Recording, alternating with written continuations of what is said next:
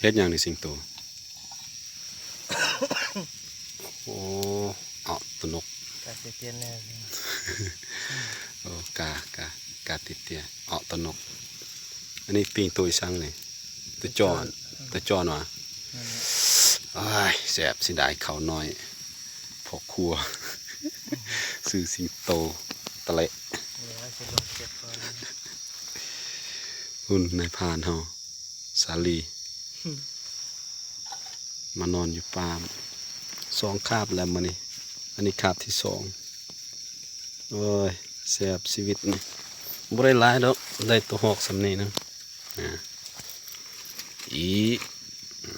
อ๋อเปเปล่าเนี่ยอ๋อ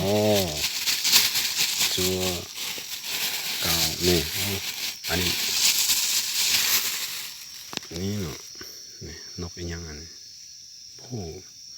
เยอะแต่หัวถ้าตัวมันทอนิ้วก้อย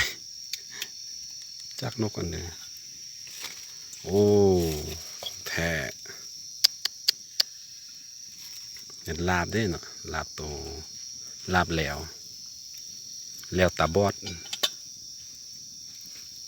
แล้วตาบอดกำลังจะกินตัวหอกยิงเอาตัวแล้วเลยตัวหอกปล่อยไปตามธรรมชาติบ้านเฮาเนี่ยรวมสมบูรณ์มือเฮาได้มือเฮาบ่ได้มันปิดตายใส่หมดมานมื้อนี้อยู่ป่าอยู่ดงเด้อบ่แม่นอยู่ให้อยู่นาเลยพี่น้องได้สำนี้พอแล้วบ่ได้ลาไปขายได้ลาไปกินหอกแดงล้วนๆ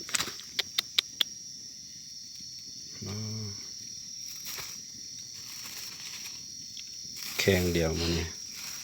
ผู้ละ2 ตัวมานสุกแล้วบัดเนี่ยกำลังจะกินอยู่ป่าอยู่ดงเลยพี่น้องเลยออกตัวนกสุดยอดเสียดายเขาโอ้นายพานเขามากินซ้ำเขียดบ่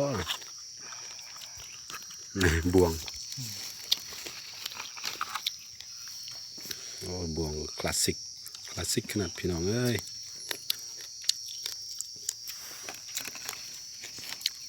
ปิงตัวจอนออกตัวนกกินแถวเลยสำหรับอันนี้ละมันของพิเศษ